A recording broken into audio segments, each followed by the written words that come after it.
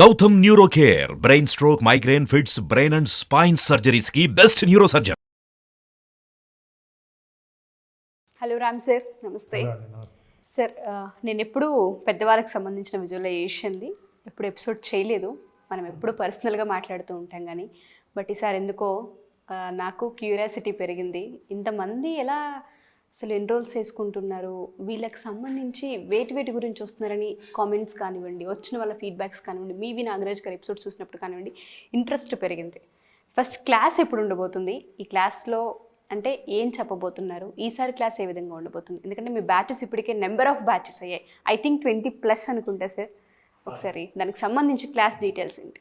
అంటే ఈ visualization session advanced visualization. Okay. చాలామంది బేసిక్ అటెండ్ అయ్యారు. ఈ బేసిక్లో ఏంటంటే వాళ్ళకి కొన్ని ఫండమెంటల్స్ తెలిస్తే, మీకు అక్షరాలు తెలిస్తే వాక్య నిర్మాణం, అక్కడి నుంచి మాట్లాడడం అనేది ఫ్లో మనం నేర్పించవచ్చు. సో ఈ అక్షరాల మీద, మ్యాథమెటిక్స్లో నంబర్స్ మీద, లాంగ్వేజ్లో ఆల్ఫాబెట్స్ మీద ఎంత పట్టు ఉంటే భాష మీద అంత పట్టు ఉంటుంది. సో ఆ పట్టు తీసుకెళ్ళడానికి, నెక్స్ట్ లెవెల్ తీసుకెళ్ళడానికి మా బేసిక్ విజువలైజేషన్ అటెండ్ అయిన మా ప్రేక్షకులందరినీ నెక్స్ట్ లెవెల్కి తీసుకెళ్ళడానికి, ఇంతవరకు వాళ్ళు సాధించినవి ఏవైనా ఉంటే అవి కేవలం యాదృచ్ఛికాలే, ఇక అసలైన యాదృచ్ఛికాలు అసలు జీవితంలో చూడాలి అని అనుకుంటే నెక్స్ట్ లెవెల్కి వెళ్ళాల్సిందే అని ఆ నెక్స్ట్ లెవెల్ అడ్వాన్స్ సెషన్ని కండక్ట్ చేస్తున్నాం. ఈ అడ్వాన్స్ లెవెల్లో ఏంటంటే వాళ్ళు ఇంతవరకు నేర్చుకున్నవి అప్లై చేస్తూ సస్టైన్ ఎలా చేయాలి, పాజిటివ్ ఎమోషన్స్ని కంటిన్యూస్గా ఎలా జనరేట్ చేయాలి, అలా జనరేట్ చేయడం ద్వారా ఎలక్ట్రోమాగ్నెటిక్ సిగ్నల్స్ని మనం వైబ్రేషన్స్ రూపంలో బయటికి ఎట్లా పంపించాలి.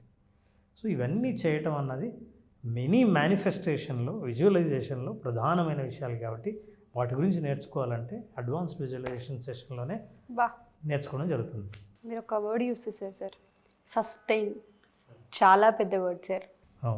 ఎవరికైతే ఇది అవసరమో ఖచ్చితంగా ఈ పదాన్ని పట్టుకుంటారు. ఈ పదాన్ని విన్న వాళ్ళు, కరెక్ట్గా విన్న వాళ్ళైతే ఈ సెషన్ ఎవరూ మిస్ అవ్వరు. ఎప్పుడు ఉండబోతుంది సెషన్ అండ్ టైమింగ్స్ ఏంటి సార్? ఈ జనవరి 23న స్టార్ట్ చేస్తున్నామండి. ఓకే. టైమింగ్స్ మార్నింగ్ జనరల్గా బ్రహ్మముహూర్తంలోనే స్టార్ట్ అవుతాయి ఈ సెషన్స్. సో అలా అటెండ్ అవ్వడానికి ఇంట్రెస్ట్ ఉన్న వాళ్ళకి మాత్రమే మనం జనరల్గా రిజిస్టర్ చేసుకుంటాం. లేకపోతే చాలామంది పగలు అటెండ్ అయ్యే వాళ్ళు చాలామంది ఉన్నారు. కానీ ఈ టైంలో అడ్వాన్స్ సెషన్ 23rd నుంచి 5 days మార్నింగ్ 5 to 6 సెషన్ ఉంటుంది. సో 23rd ఎవరైనా ఇంట్రెస్ట్ ఉన్న వాళ్ళు రిజిస్టర్ చేసుకుని అడ్వాన్స్ అటెండ్ అవ్వాలనంటే వాళ్ళు బేసిక్ అటెండ్ అయ్యి ఉండాలి. అటెండ్ కాకపోతే మొదటి రోజు ఉన్న రివ్యూలో అర్థం చేసుకొని మేము ముందుకు వెళ్తాం తెలుసు అని అనుకున్న వాళ్ళు జాయిన్ అవ్వచ్చు. Sure sir. Thank you sir, thank you so much. So దానికన్నా ముందు చాలా మందిలానే నాకు ఒక డౌట్, హార్డ్ వర్క్ చేస్తే ఫలితం వస్తుంది కదా అన్నది ఎక్కడో అనిపిస్తూ ఉంటుంది మైండ్లో. కొన్నిసార్లు ఆలోచించినప్పుడు కష్టపడితే రాకుండా పోతుందా అని అనిపిస్తుంది.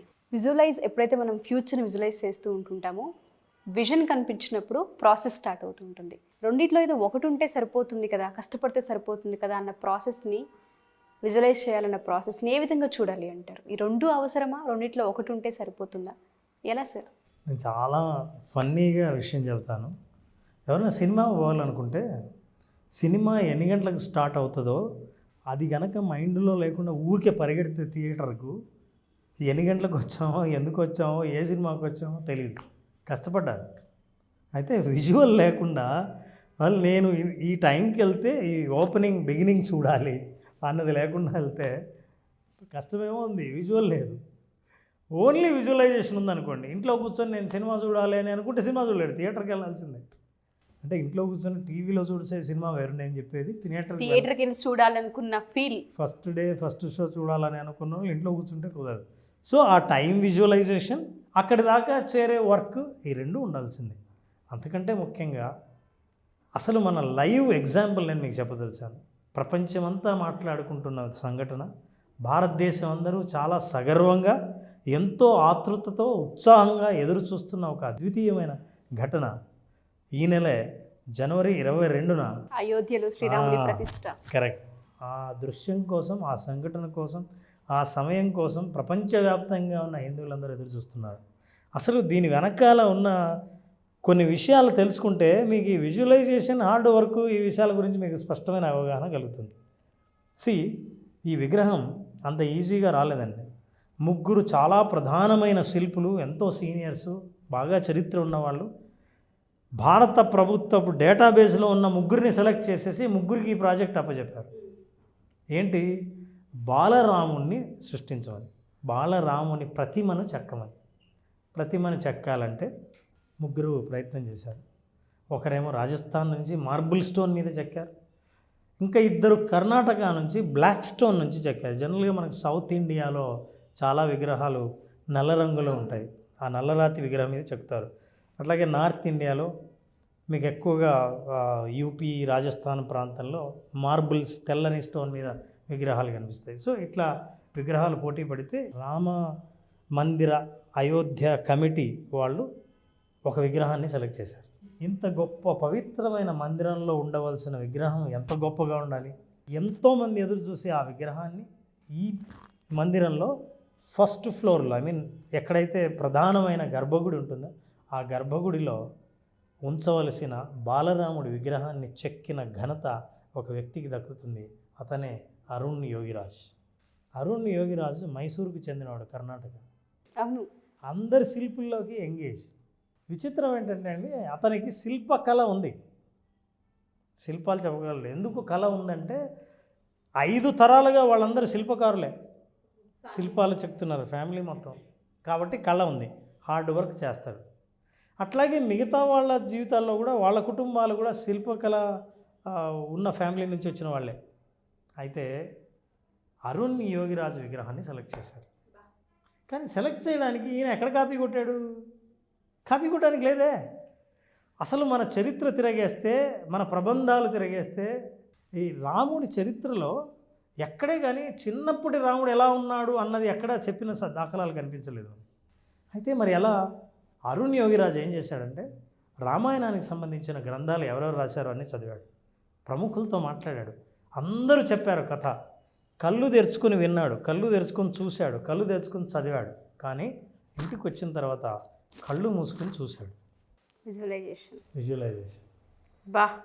ఈయనేమో ఈ విగ్రహంతో ఆయన ప్రసిద్ధి కాలేదు. అంతకుముందే ఇదేమో మైసూరులో చెక్కిన శిల్పాలు, ఇది కేదార్నాథ్లో 12 అడుగుల స్వామి శంకరాచార్య విగ్రహాన్ని చెక్కితే దాన్ని ప్రధానమంత్రి దీన్ని కూడా ఆయన ఎంత శ్రమపడ్డాడంటే, ఎక్కడైనా ఫోటోల్లో స్వామి శంకరాచార్య ముందు భాగం కనిపిస్తుంది, కానీ వెనక భాగం ఆయన కూర్చుంటే ఎలా ఉంటాడో తెలియదు. సో దీన్ని విజువలైజ్ చేసి చెక్కారు, దీన్ని సెలెక్ట్ చేశారు. ప్రధానమంత్రి దీన్ని ప్రారంభోత్సవం చేశాడు, ఆయన దాని ముందు మెడిటేషన్ చేశాడు ప్రధానమంత్రి. అయితే బాలరాముడి విగ్రహం చెక్కే ముందు ఈయన అంతకుముందే ప్రధానమంత్రి ప్రశంసలు అందుకున్నవాడే. ఎందుకంటే 30 అడుగుల సుభాష్ చంద్రబోస్ విగ్రహాన్ని ఢిల్లీలో ఆయన ప్రతిష్ఠించారు. అది అందరినీ ఆకట్టుకుంది.